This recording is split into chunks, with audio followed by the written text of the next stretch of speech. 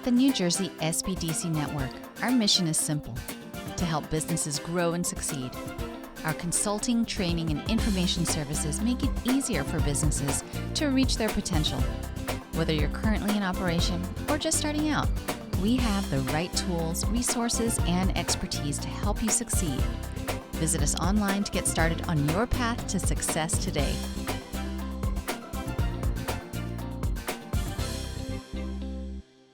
A pleasant good afternoon to everyone. My name is Takoa Bell. I am an event coordinator for the NJS BDC at Rutgers-Newark. And on behalf of Dr. Tendai Ndoro, the regional director, I would like to welcome you all to our B2B private label supplying a store brand webinar. For those of you here that are unfamiliar with the SBDC, it stands for Small Business Development Centers.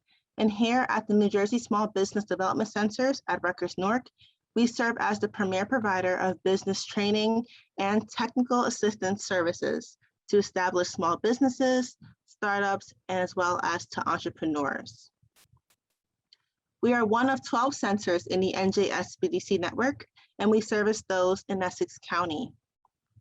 Our center is hosted by the Rutgers Business School and funded through a partnership agreement between the Small Business Administration, Rutgers University, and the New Jersey Business Action Center.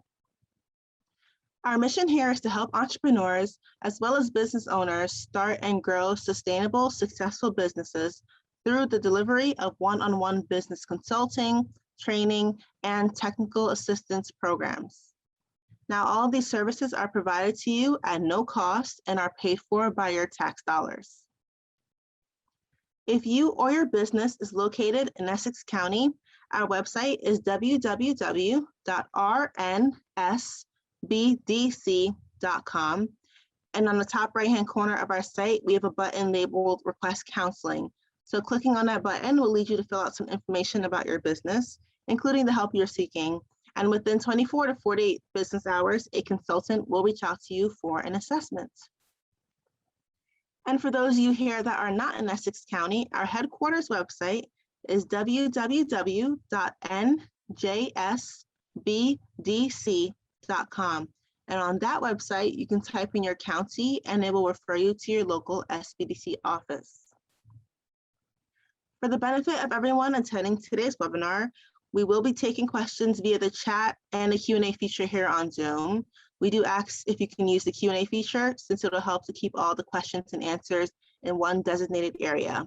So please feel free to ask or post your questions and we'll do our best to respond during or at the end of the webinar.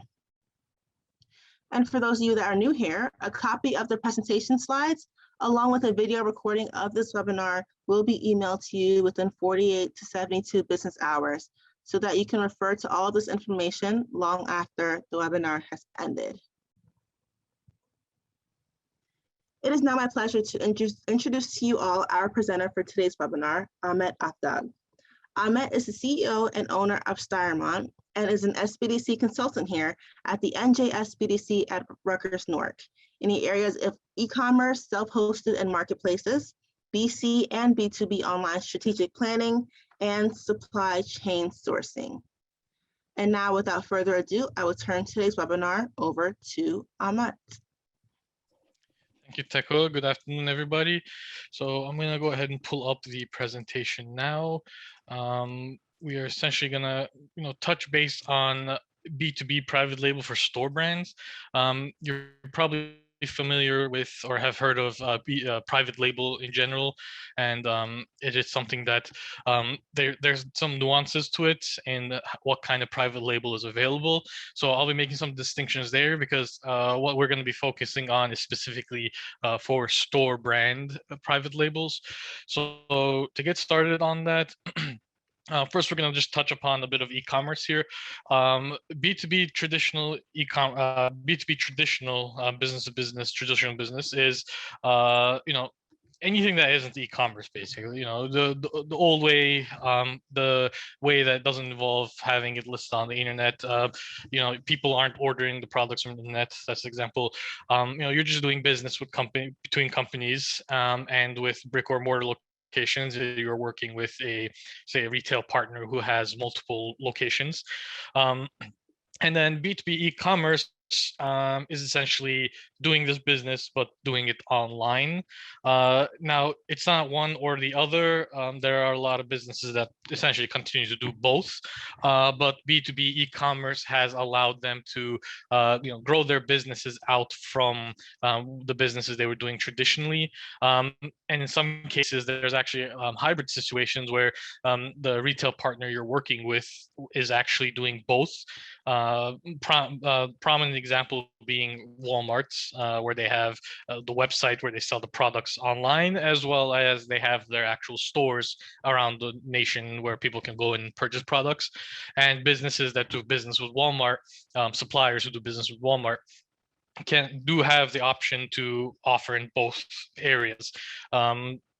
So it's not one or the other. There are hybrids, but the reason I'm bringing this up is because this store brand private label we are going to be look at is going to be on the side of e-commerce, how it fits into the e-commerce realm, and how these retail partners leverage private label on their websites to sell to customers online. So private label store brands, just quick definition here. Private label is essentially, production or packaging of products under a brand or name of the retailer rather than the manufacturer. You could be, if you're the manufacturer or if you work with a manufacturer and you are offering the service, essentially it just means you're not putting your brand name, and the manufacturer is not putting their brand name if there's a separate manufacturer. It's under the label of whoever is ordering it. Store brands and house brands are actually just a subsection of this, where it's private label for the brand of retailers. The reason this distinction comes up is because this is what the retailers call it. So companies like Amazon or Walmart or Home Depot, and I'll give you some examples of store brands they have. They call them store brands, and these are just brands that they use. Some of you might actually know them as a shopper. You might know them as a generic brand.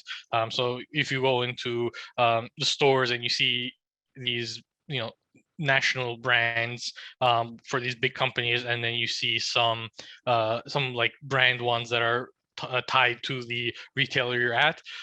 You would know them as generic brands as shoppers. That's more common among the shoppers.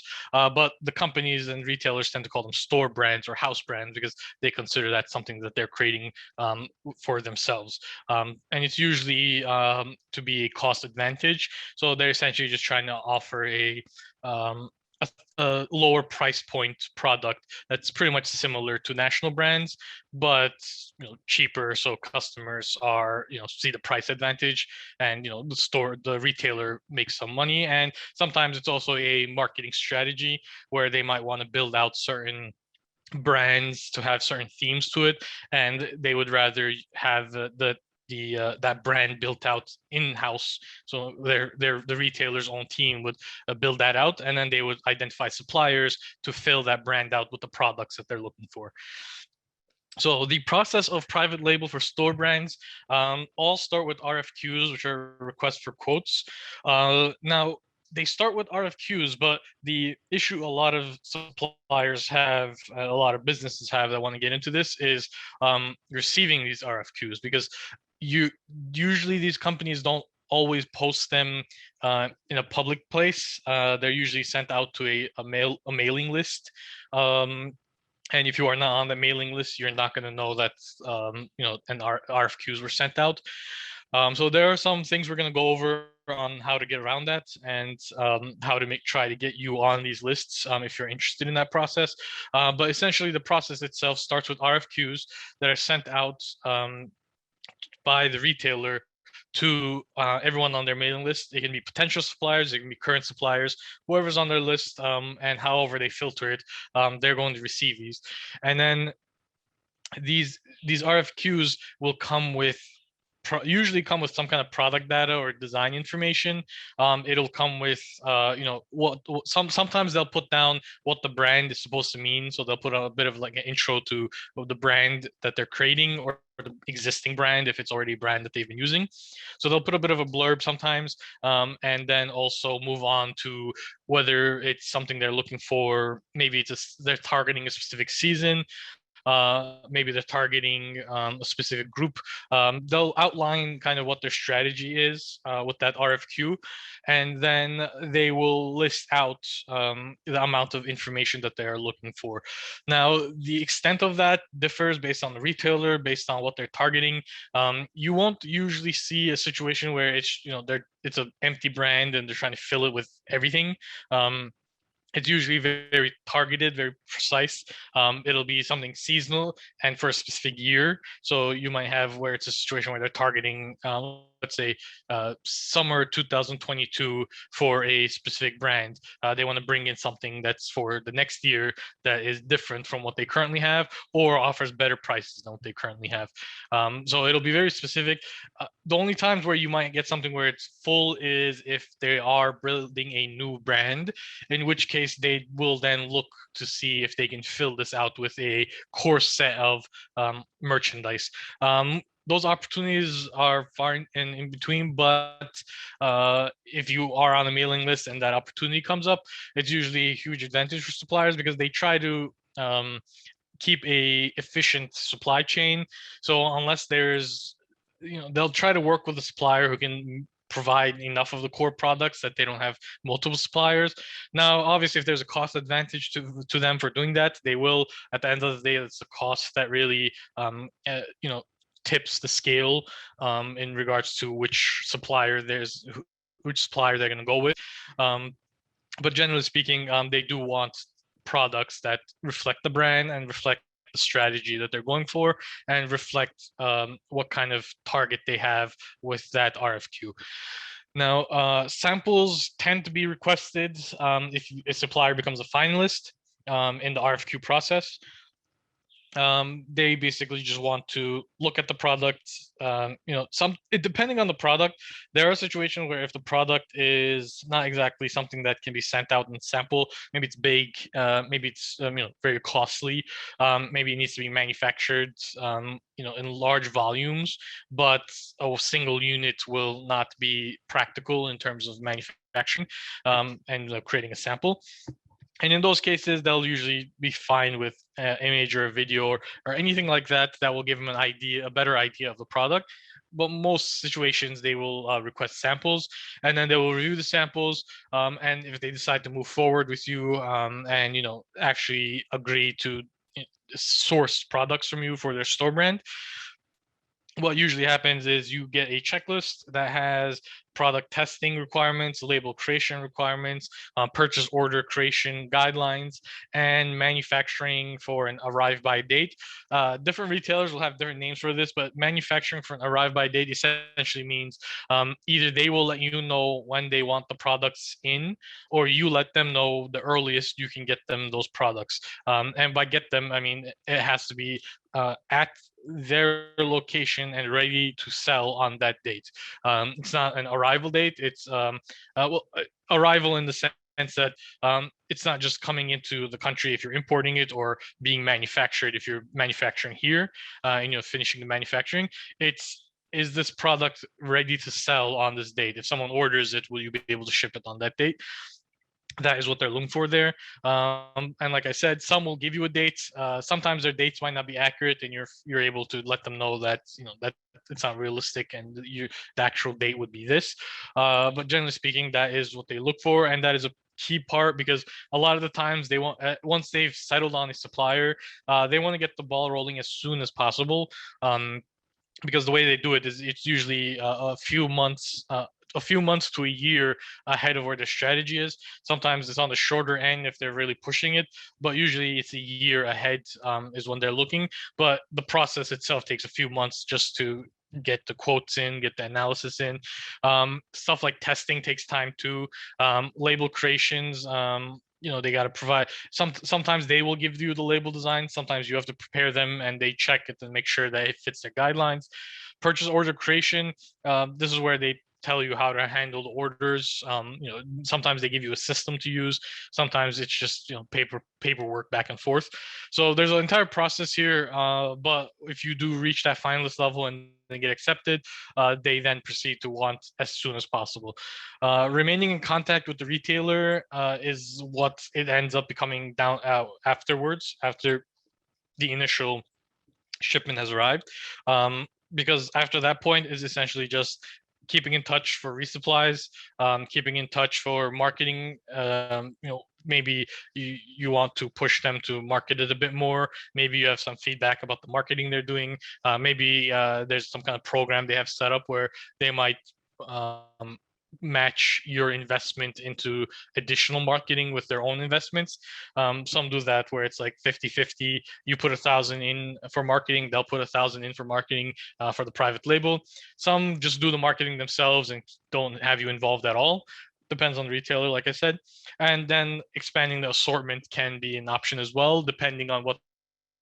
Some strategies don't have room for expanding assortments because it's very targeted, very narrow, and some do because maybe they just want to test out an initial batch, and if things go well, they are open to expanding out the assortment of the assortment that they have, and having more products coming. And they'll usually, when it comes to expanding the assortment, the advantage there is usually they don't go back into an RFQ process. They will generally just continue working with you and just expanding out the options that you can provide them, because you're not really providing a new product, because more or less the technical stuff are similar. You are just providing more options within a product that was accepted. The only time it would ever go into RFQ is if there was a disagreement about the pricing. At that point, they would then put out an RFQ to see if somebody could offer an expanded assortment at a better price than what you might have been trying to offer it to them for. This is just an example. This is an Amazon one, and this is just to give you an idea of the kind of information that gets asked on private label. Every retailer has their own Excel files and their own quote sheets that they prepare and the information they want. But this one more or less gives you an idea of the kind of questions they ask. As you can see, identification information for the product specs, material, sizes. This specific list here is for a home decor item, so that's why it's some of the questions will be on that note. It tends to differ depending on the category as well. So you can see here that this is questions they ask for home decor. You got packaging information they want. They want to know about the duties and care tags, anything like that, compliance, liabilities, any certifications, and then terms is something that comes up. Some of them don't start the terms until afterwards, after the initial quote sheet is sent in, where you provide your product information and then they get back to you and then provide a new sheet where you fill out more of this information, while others will ask for everything all at once. So terms do come up as well, and price and lead time, which is, like I said, a core aspect for tipping the scale. While pricing and lead time is obviously not what they're only looking at, it is always going to be a major factor in their decisions, and you can usually expect them to try to negotiate whatever price you give them. It's not very common that they'll accept the first price you give, unless you gave a very low price that others have not quoted, in which case they'll probably just be wondering why it's so low, but they probably won't ask if you can lower it because you're already offering something very low. But in other cases, it's just a case of they'll try to negotiate. And that's a discussion you have with them in that situation. Now, before we touch into the RFQ process, what I want to bring up is what exactly the role of the supplier is in this private label store brand relationship. When it comes to e-commerce, what usually is going to happen is if you are doing if they're looking for primarily online, in this case e-commerce, and they're trying to push this on their website, what they look for is having the items at your warehouse first. So they want you to hold the product and drop ship it to their customers. So it'll be listed on their websites. Customers will see it as, shipped and sold by that retailer, and they place an order, and then the retailer will send you the order and want you to send that out to the customer within a day or two, ideally within a day. Now, that's the dropship one. The difficulty, of course, is the fact that because you need to keep inventory, you need some kind of storage space, whether a warehouse, if it's larger products or larger quantities, or somewhere to stick the products in if it's smaller amounts. So that is a concern. There are some opportunities where the private label might go directly to the stores, in which case you won't have to hold inventory. You'll just deliver it to the retailer.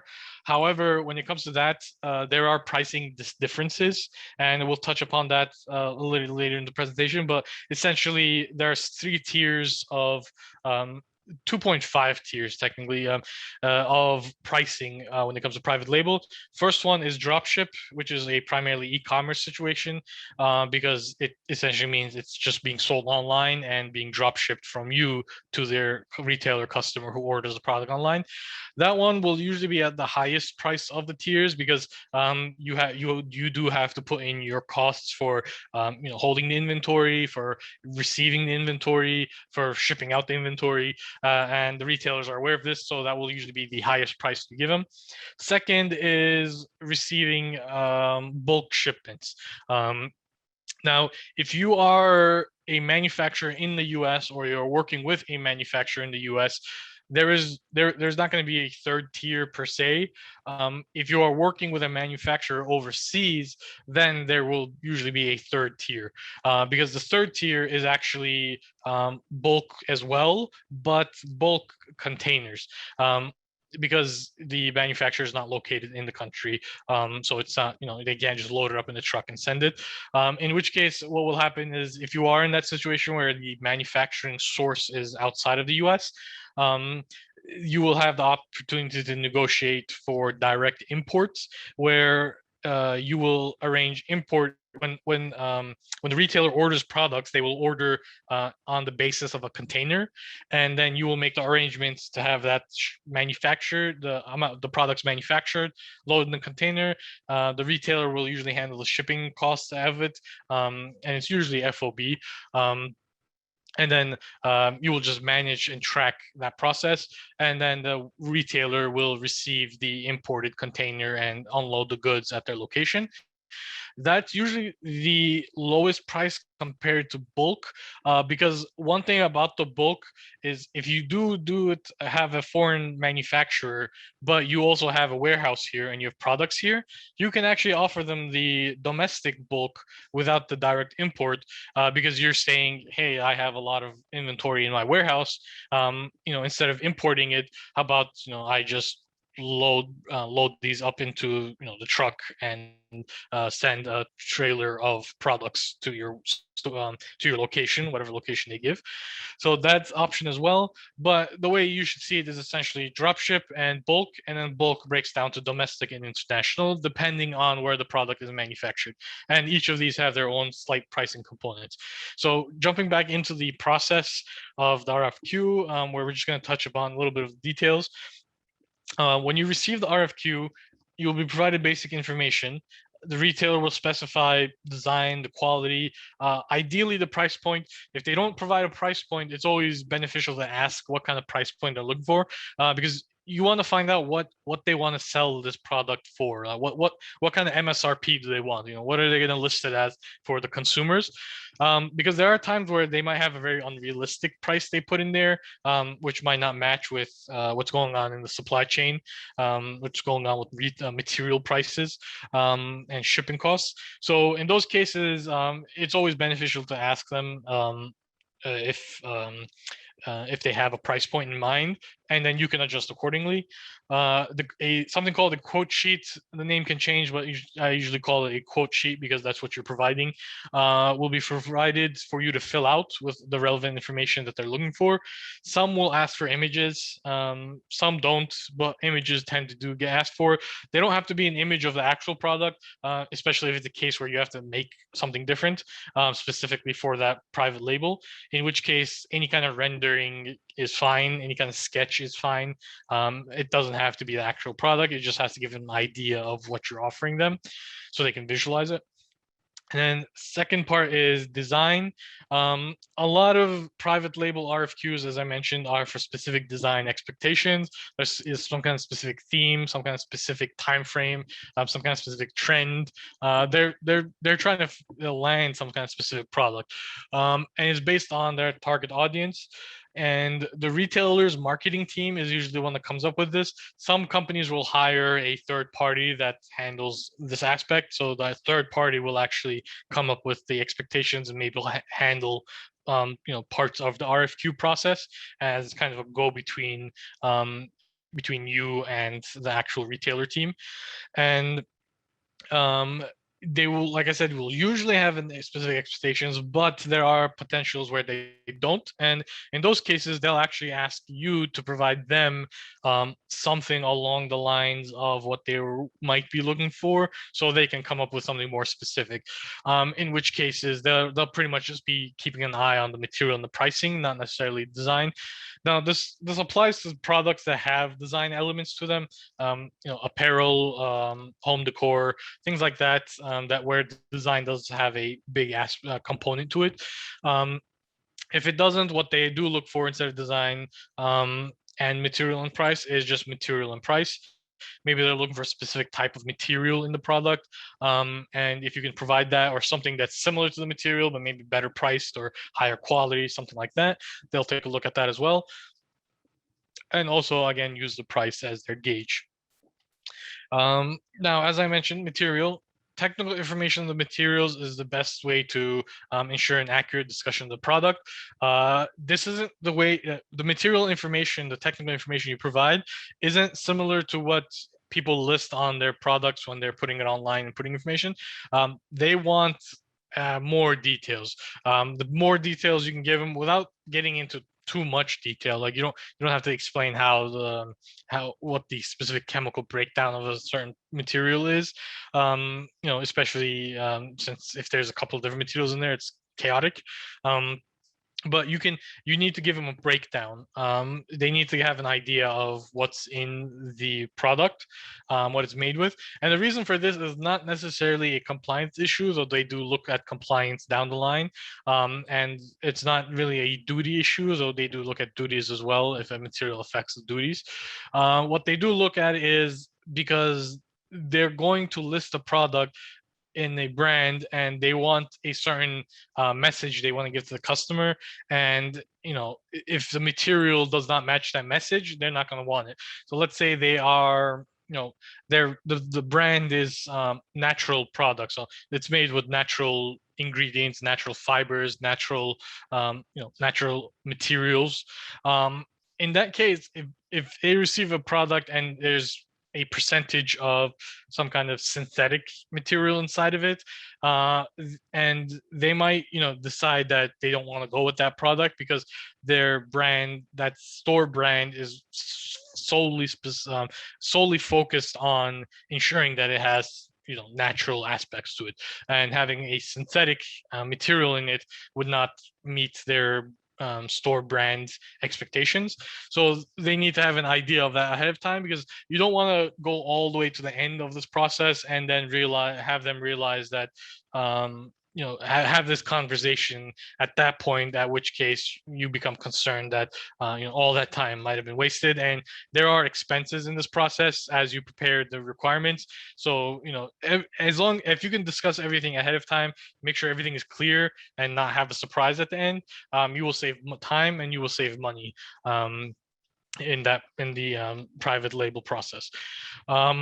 And Another reason is their technical knowledge can differ. It depends on who you're working with. Some teams might have people who have decades of experience in the category and really know their stuff. Other cases, it might be a new team. They don't really know the products too well. They're familiar with in general, but you're the expert. So if you maintain your status as the expert in both relationships, that's also a plus as well, which is another reason to share bit more of that information as early as possible in the process. Now, pricing, this differs on this relies on a lot of aspects. So I'm just going to repeat what I've been saying. Pricing is vital. It tips the scale. It depends on whether it's direct import or wholesale or dropship. But the pricing is something that's just going to be negotiated depending on the product and depending on the team. It's going to be in the discussions. So when you are setting your prices, what you would just keep an eye out for is what are the products, similar products or competitor products. What kind of price point are they selling on the internet, on online or in stores? And if you give your product at the price you are offering, does it come in at that price point, or does it come in below that price point, or does it come in above? Because the private label team will have done their market research, and they will make those comments themselves where they will say, well, the cost you're giving us would mean a higher price point than what's already in the market. Can you adjust this? Or if it comes in at that level, they might just try to see if they can get a better savings. So having that knowledge ahead of time will help in that negotiation process. Samples, like I said, samples are often expected.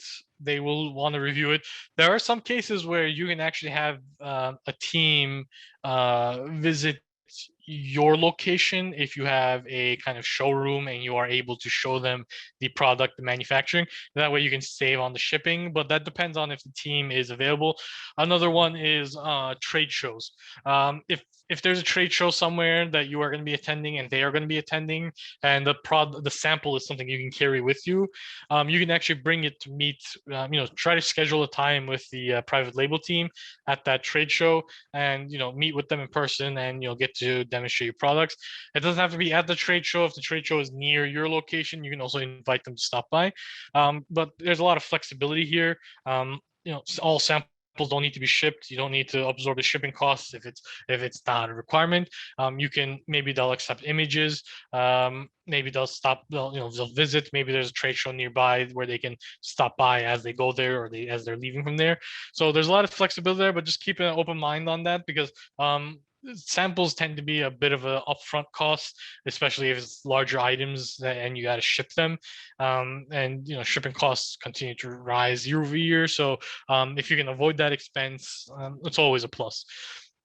Now, testing is another expense, and there really isn't a way around it, except in very few scenarios.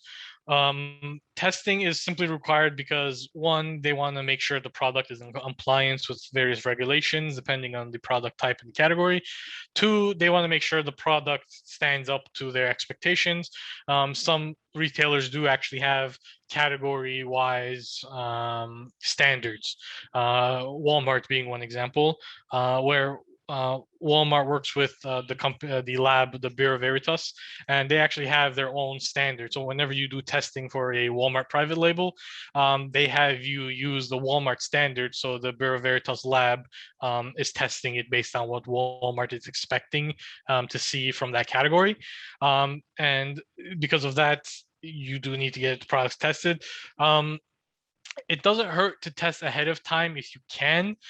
It doesn't hurt to have testing results early on if you already have them, maybe because you just proactively decided to get testing done based on the standard, the regular common standards. Maybe you just, as a business, maybe that's just a practice you do, in which case it's helpful to have that because it's kind of guaranteed that you'll probably pass the test. Because when it comes to testing, retailers are very, very cautious. If you fail a test with a product, they might not give you a second chance, or it might affect the business, the opportunities in the future, because they're really cautious about this stuff, because there's a lot of liability issues when it comes to the results of the testing and the products. So they don't want to deal with any of that. So if you proactively test and you're certain your product will pass the test, you're good. In some cases, they might even just accept those reports if they don't really need something to their standard.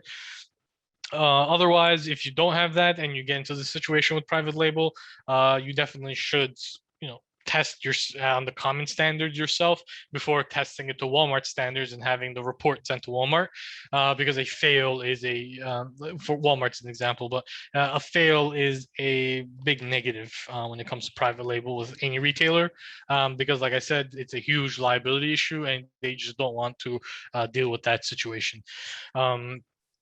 And another reason is frequent retests are expensive, and the closer you get to the deadline, the more you have to pay to test it faster. So you don't want that.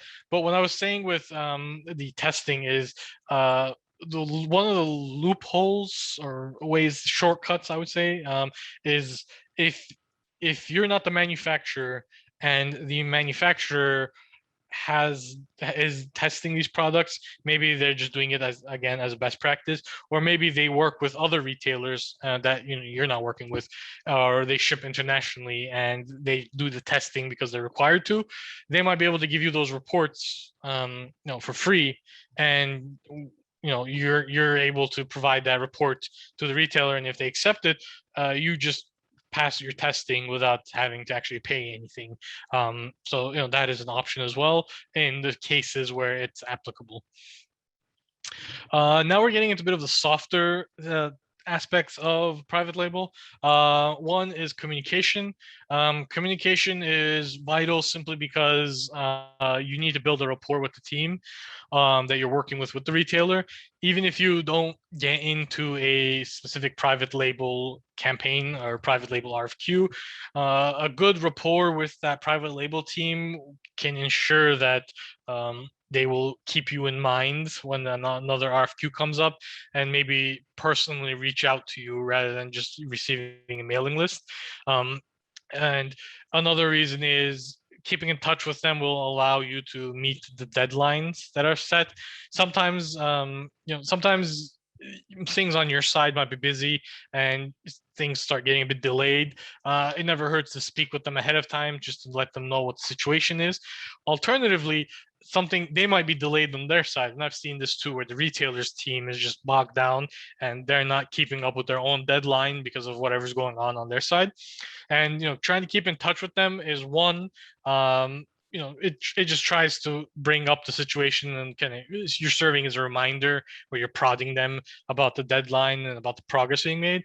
And two is it's just a perfect way to protect yourself, because having those communications and showing that you're proactively trying to move things along and you were not able to get a communication on the other side. If you run into a situation, because I have actually seen this where a client was keeping to the deadline, and the other side was not really responding well because there was a lot of transitions going on in team members and staff, and when corporate stepped in because they were wondering why this private label project was being delayed, and they kind of implied, is it the supplier's fault that things are late? By being able to prove that they were proactively trying to keep things going, they were able to avoid this situation, a negative situation with that retailer, and they managed to keep the relationship going. But you want that you want to make sure that when it comes to these communications, one, you are keeping in touch just to keep things going, and two, you are keeping in touch in case worst case scenario happens and you need proof that you are doing all the right things at all the right time, just to protect yourself and protect your business, because that is something that can happen. It's rare, but can happen, and you definitely want that additional protection in case that happens. Now, when it comes to marketing, like I said, there's a lot of the retailers have their own strategies for it. Depends on the terms, depends on whether they're going to handle all the marketing or not, and depends on if they have some kind of cooperative investment program. When it comes to terms, some retailers do have a thing where maybe they take a small percentage of of the entire order. So let's say they give you a purchase order of $10,000, and they're ordering $10,000 worth of items. They might say, oh, we also, you might have terms where they take a marketing co-op where it might be 1% of that $10,000, and they use that money. Basically, they pay you 99% of the value, and what they do with that 1% is they use it to they use that money to do the marketing. That is something that some retailers can do. Okay, it's all in the negotiation aspect. Some don't have that. They just, it is what the price is, and then they make their own investment.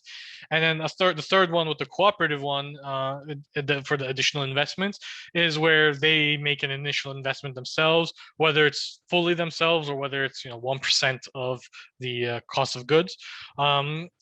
And then they will say, well, if you want to push the advertising of your products in this brand, you can, we'll price match you. If you put in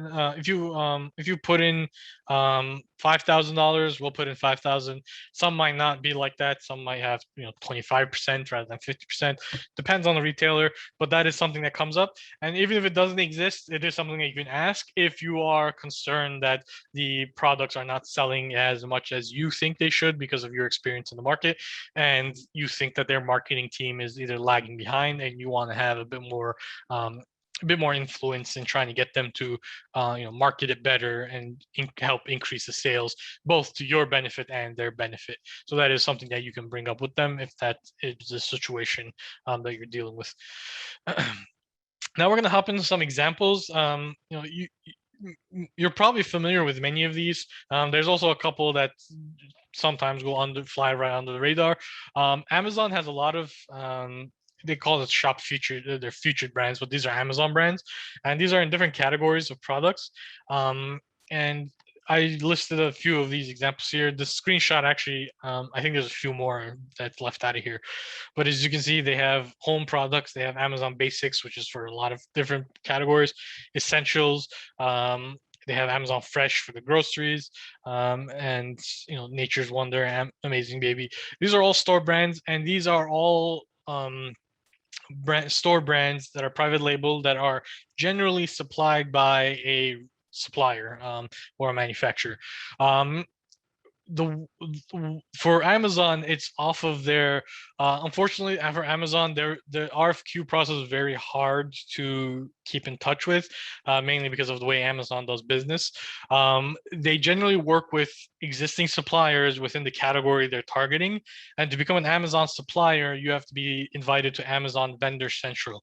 In the past, you used to be able to request to join Amazon Vendor Central, or you were able to use something called Amazon Vendor Express and then upgrade into Vendor Central.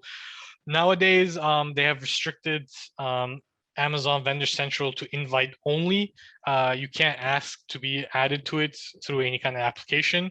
And the automatic process for getting flagged for an invite is if you are a brand or a business that is showing a high growth, high sales growth, and high sales quantities month over month, year over year, especially if you are doing business on Amazon. So if you're on Seller Central and you have a high percent, over 100% growth month over month, and then year over year, Amazon will possibly flag you for invite.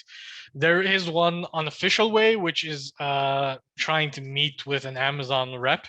Again, Amazon is hard to grab a hold of.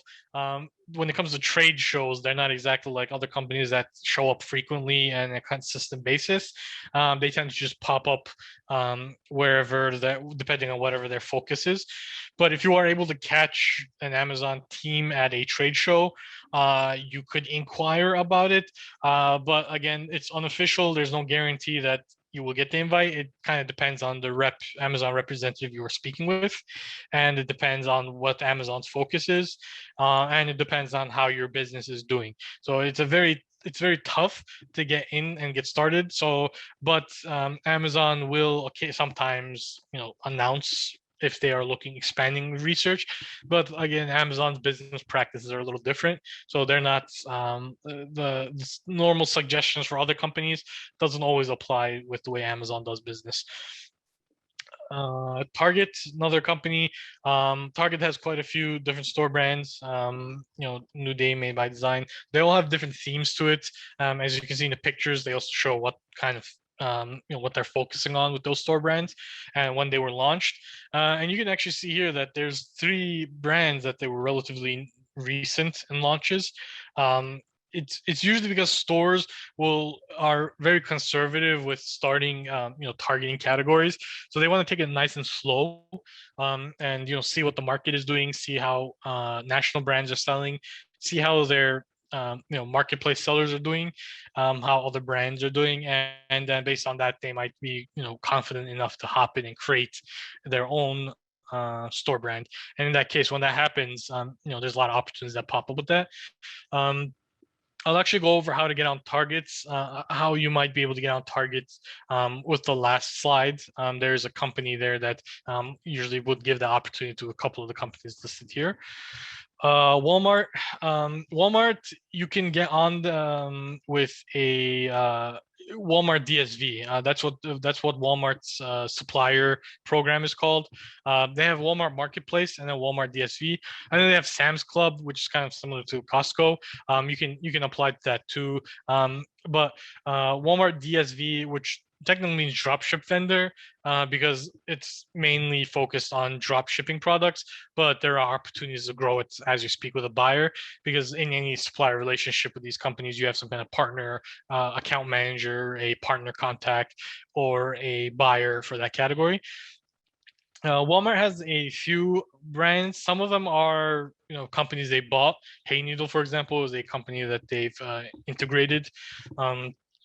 And then a couple of others are ones they created. So Mainstay, Your Zone are ones they created. Better Home and Garden are ones they created.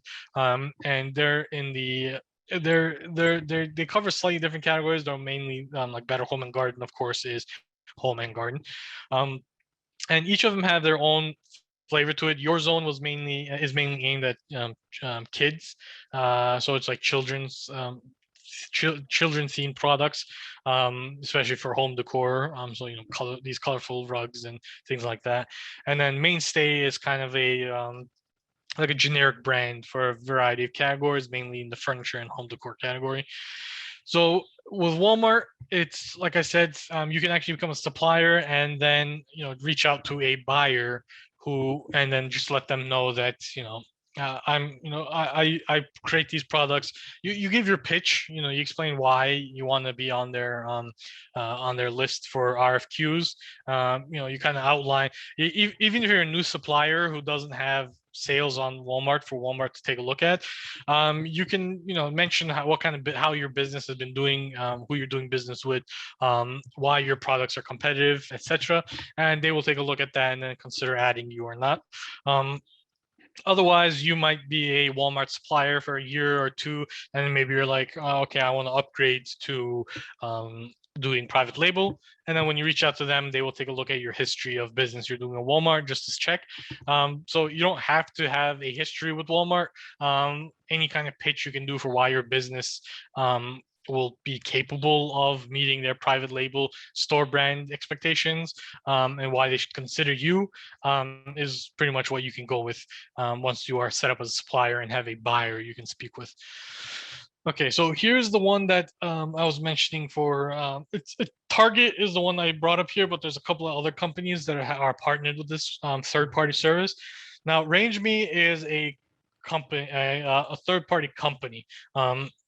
So they are doing business with both suppliers who join their platform, and they are doing business with the partners who are buyers and retailers looking for products from suppliers. RangeMe itself is an online platform. Suppliers are able to showcase their brand and their products, and buyers are able to see these showcases, shop their catalogs, look at their brands, and decide if the supplier, if their products are a good fit. Because on this online platform, you are providing cost information and product information, and this is something only the buyers can see. So the buyers will see, what kind of price points these products are and get an idea, and then decide if they want to do business with you. A free account does exist, and I recommend taking a look at it if you are interested in potentially supplying their partners. There's next slide should have it with the idea of how many they have. They have a lot of partners, and they seem to be adding a few more every few months. But you can create a free account, take a look at it, see what retailers are listed on there, and if there's any that you are interested in. Because the problem with the free account is you can put a few products in. I think it's like a 5 limit, and you can't pitch to all the retailers. So the way the system works is you're able to, let's say I create an account, and I have these products that I think Target would be interested in, and I list them, and then I find Target's the Target's retailer page, and then I want to send them, showcase, my catalog. The way that Arrange Me works is I let you, hit a button and then send the buyer that's registered your catalog so they can take a look at it. But with a free account, you can't do that at will. You can only pitch to a featured retailer during that month period. So Arrange Me will identify a featured seller for that period who you are able to pitch products to. You can guess that the featured retailer is basically somebody who is looking to expand their assortment, and they spoke with Arrange Me to get featured, so they can get suppliers to send them the product and the catalog for free, because it's with a free account. Well, you're only limited to that featured retailer. There is an annual fee that you would have to pay to become a premium subscriber to their service, which would then let you send your catalog to any buyer in any of the retailers they're partnered with, but only once per year, and the annual fee is once per year. So I think it's still 1,500 if I'm not mistaken. So it's 1,500 a year for the opportunity to send your catalog to a buyer at the retailer you're looking for. The advantage here is if you make your show, you'll be with the premium one, you're able to add more products to your catalogs for your showcase. So in that case, if you make a free account, you identify potential retailers, and you are, you have quite a few products listed there. It might be worth the investment. That's fully up to you. The only reason that I even bring them up is simply because they're pretty much what some retailers even exclusively use. So companies like Target, in the past, you could, Target had a page where you could make like a supplier inquiry. You can make like a supplier application. But Target, after they started partnering with Arrange Me, they have exclusively made Arrange Me their partner for that. So now you can't really go to Target's website and contact them for that. Even on Target's website, the link for becoming a supplier, if you go on it, it tells you to go to Arrange Me. So the whole reason I bring up this third party is because there's a lot of retailers who have now made them exclusive in regards to sourcing products from suppliers, which means you are pretty much forced to use Arrange Me if you want to be able to pitch products to them to become a supplier. Now, another reason I bring it up is because becoming a supplier is the fastest way to getting onto any kind of private label list, because you provide your company's information. Some will automatically add you, and some where you will just have to contact them to let them know you want to opt in to that. They might not have restrictions on that. They might just opt in anybody who's interested because you're sending in a quote sheet. While others might want to limit it because they don't want the spam of companies sending it in. But becoming a supplier is the fastest way to getting onto any private label mailing list. It's pretty much guaranteed to let you have access to any kind of RFQs. It'll keep you in touch. And technically, I think Arrange Me also reports any kind of RFQs that come down the pipeline. So they might mention any kind of initiatives for, let's say maybe Target is looking for a diverse supplier, a diverse certified supplier who is, making products in certain categories. And if you're eligible for one of those categories, they might be willing to start talking and see what can be arranged.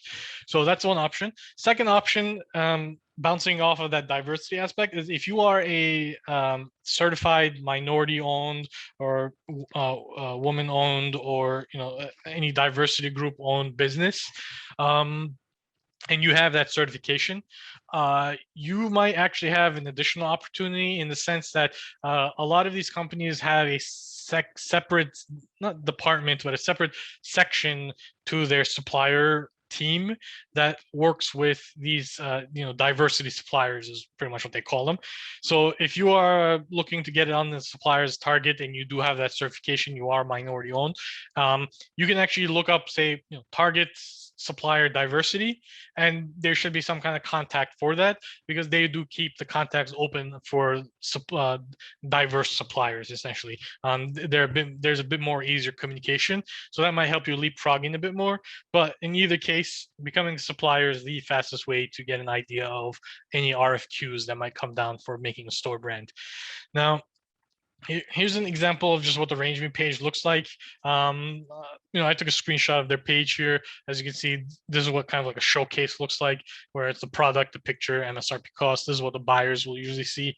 When you receive this presentation, these two links will kind of speed things up for doing the research if you want. There's going to be the suppliers page where it'll give some information. There's going to be a list of retailers. I recommend looking at that list of retailers. It's not all the retailers, which is why I'm suggesting checking out the free account, because you'll probably be able to see more of the companies. But the publicly posted list of retailers does have a couple of major companies in there. So you can take a look at that, see if it's a fit for you, and if you are targeting any of those retailers. Because if you are looking to get on their store brand and they only onboard suppliers through this third-party platform, then you're going to have to use this third-party platform. But now if they don't, and they do have something on their website where you can get in touch with them to become a supplier, that's one option. Second option is you can catch them in person, or somehow arrange a meeting, maybe through a referral, maybe through networking events, maybe through a trade show. If you are able to grab a contact who can start the discussion on supplier stuff, that is also another option. But that one's a bit more trickier, especially with how things have been, people are going back to in-person meetings nowadays, and trade shows have begun. But if you were a business last year, you would not have had that opportunity. So you might have that option now, but again, it's kind of a situation of trying to find where they are, or trying to get in touch with somebody and build that rapport, versus filling out an application or submitting your products directly to their buyer team. So that essentially wraps up private label for store brands, the RFQ process, considerations, and the getting on the mailing list, which requires either becoming a supplier for the best results, or somehow just being able to network with, having a contact either through networking or through meeting them somewhere that they are at, to start that relationship and that discussion. So we're going to jump into Q&As. I know this is a very broad, high-level approach, because when it comes to private label store brands, there's a lot of smaller factors. The retailers all have their own strategies, they have their own processes. Becoming a supplier itself depends on the company and how they approach it, so there's a lot of little nuances there. So it depends a lot on what you're trying to do and what your strategy is and how you want to go about it, and what kind of relationship you have, whether you're a manufacturer or you have a manufacturer here or you have a manufacturer abroad. A lot of aspects like that, but in general, it is possible. You don't always have to be a company that has been doing business with them for years. And especially if you are able to leverage anything like diverse supplier or made in America, those things tend to be stuff that these companies look for but can't always find, because a lot of sellers are sourcing from overseas. China, India, Turkey, Vietnam, Taiwan, all these international countries. And when it comes to made in America, it's hard to find manufacturers for some of these retailers because maybe they're just not aware that these options exist. So you don't have to be having done business 5 years, 10 years. You could be just doing business relatively new, but you are making sales and you do meet the criteria they're looking for. You could become a supplier for a store brand when those things align. So there are opportunities that exist if you reach out to it. Let me see if there's any question in the Q&A. No. From the chat, yes, I believe Takoa will elaborate a bit, but the presentations do get sent out after the webinar for reference.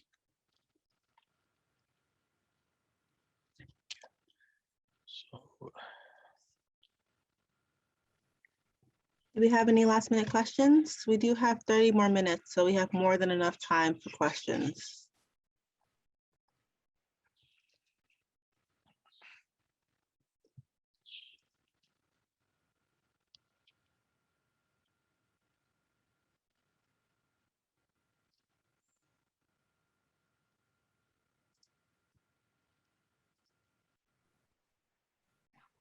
Okay, so I don't see any more questions or any questions yet. So I want to say thank you, Ahmed, for that informative presentation and for your time today. And I will be sending out the video replay as well as the slides within 48 to 72 hours. Okay, so you'll have all of that information by early next week. And for those of you here that are in Essex County and you would like to set up an appointment with Ahmed, you can feel free to send us an email. Let me go ahead and share my screen. Do you have our contact information on there?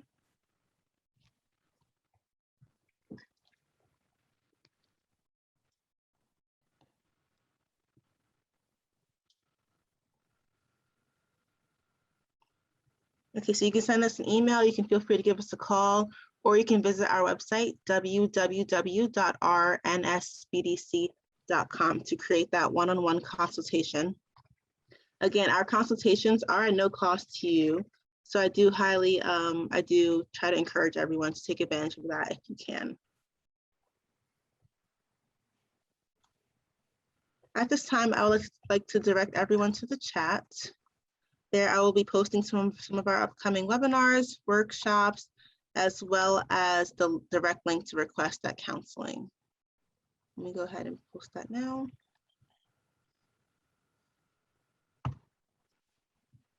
And these webinars and workshops are only just a handful of the ones that we are offering this year. We do have many others in topics such as finances, access to capital, digital marketing, branding, more e-commerce webinars. We have credit counseling, cybersecurity, state certifications, and so much more. So again, you can register and sign up for these webinars and workshops via our website, and you will definitely find a webinar or workshop that best fits your business needs. After this webinar has ended, in the browser, you will see a survey pop up. That survey will help us to adjust our presentations in the future, as well as give us some information on the type of assistance you may be needing for your business. So if you have just a minute or two to complete that, your feedback is much appreciated. And on that note, we will now end this webinar. I want to say thank you again to our presenter, Ahmed, for sharing your expertise with us. And thank you to all of our attendees for taking the time out today to attend in today's webinar. And we look forward to seeing you all at our future webinars and workshops. Have a great day, everyone.